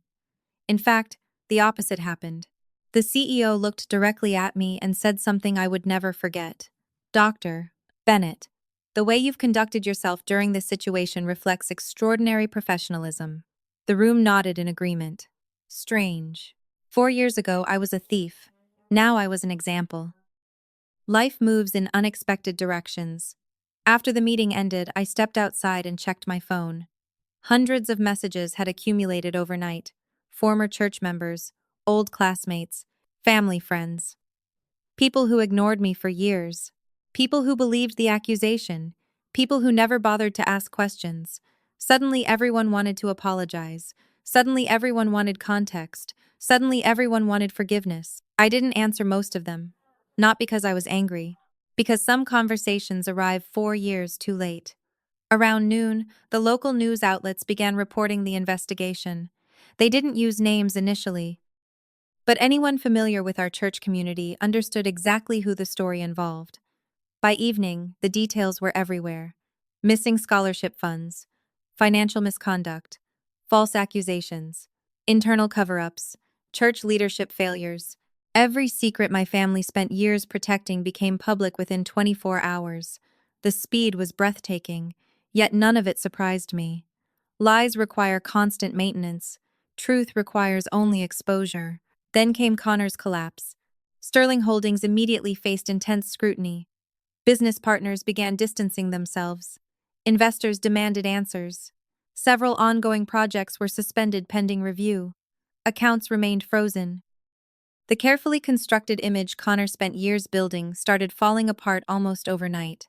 The most fascinating part was watching people discover who he really was once money stopped protecting him. Confidence disappeared, charm disappeared, influence disappeared. What remained was a frightened man facing consequences he could no longer negotiate away. Weeks later, I learned he and Imani separated. The news didn't shock me. Relationships built on secrets rarely survive the truth, especially when the secret becomes public. As for Imani, her story was more complicated. She cooperated fully with investigators. She entered treatment. Real treatment this time, not image management. Not reputation protection. Actual treatment. For the first time in her life, nobody was rescuing her from consequences. Ironically, that may have been the best thing that ever happened to her. Recovery begins when excuses end. Our relationship didn't magically heal. Some wounds are too deep for that. But something changed. For the first time, honesty existed between us. That was more valuable than reconciliation. Several months after the investigation began, I received a letter from her. Handwritten. Simple. No excuses. No justifications. No requests. The letter contained only one sentence that mattered. You paid for my mistakes longer than anyone should have. I read it twice. Then placed it in a drawer. Not because I wanted to forget it, because I finally didn't need it anymore. My father changed too, more than anyone expected. He retired from ministry less than a year later. Many people assumed it was because of the scandal. They were wrong. He retired because the man who walked out of that hospital was no longer willing to preach truths he once failed to live. The final years of his career became dedicated to accountability, transparency, and restitution. Ironically, losing everything taught him what integrity actually required. We never became the family we should have been, but we became something honest. That was enough. Beatrice's outcome was different. Much different. The woman who spent decades controlling every narrative suddenly lost control of all of them. Church members turned away. Community leaders distanced themselves. Former friends stopped defending her. The influence she built over a lifetime disappeared piece by piece. Not because people hated her, because they finally saw her clearly. There is a difference. The hardest punishment wasn't legal. It was realization. Realizing that protecting one child had cost her another. Realizing that the daughter she sacrificed became the daughter who survived. Realizing that every lie she told ultimately destroyed the very family she claimed to protect. I heard she asked about me often. I never knew what to do with that information. Then one afternoon, nearly a year later, I received a voicemail. My mother's voice sounded older, smaller, human. For a long time, I simply listened. She didn't ask for money. She didn't ask for help. She didn't defend herself. She said something much simpler. I should have believed you. Then the message ended. I sat quietly for a long time afterward. Not crying, not angry, just thinking. 4 years. 4 years for 5 words. Some people would call that tragic. Maybe they're right. But tragedy wasn't the lesson I took from any of this. The lesson was simpler. Never allow someone else's fear to become your identity. 4 years ago, my mother was afraid of losing her favorite daughter. My father was afraid of conflict. Imani was afraid of consequences. Connor was afraid of exposure. Every major decision in this story was made out of fear. Every terrible outcome followed. Meanwhile, the person everyone expected to fail kept moving forward. Not because I was stronger, because I was forced to be. Looking back now, I don't think the greatest injustice was being falsely accused. The greatest injustice was how quickly people accepted the accusation, how easily they believed the worst, how comfortably they sacrificed one person to preserve a story. That lesson stayed with me far longer than the betrayal itself. 2 years after the investigation, I stood on a stage accepting an award for excellence in trauma medicine. Hundreds of people filled the auditorium, colleagues, leaders, students, friends. During the speech, someone asked what motivated me through the hardest years of my life. I smiled because the answer surprised even me. It wasn't revenge. It wasn't anger. It wasn't proving people wrong. It was freedom. Freedom from needing approval. Freedom from needing permission. Freedom from waiting for people who never intended to be fair. After the ceremony ended, I walked outside alone. The evening air felt cool, peaceful. For a moment, I thought about the girl standing in a driveway 4 years earlier holding 2 cardboard boxes while her mother spoke through a security camera. That girl believed her life was over. She was wrong. The truth was much better. Her life hadn't ended. It had finally begun. Because in the end, the $100,000 wasn't the most valuable thing anyone lost. My family lost trust. Connor lost his reputation. My mother lost control. But I lost something too. I lost the need for people who never truly stood beside me. And that turned out to be the greatest gift of all. Sometimes justice isn't watching your enemies fall. Sometimes, justice is realizing you can finally keep walking without them. And for the first time in a very long time, that's exactly what I did.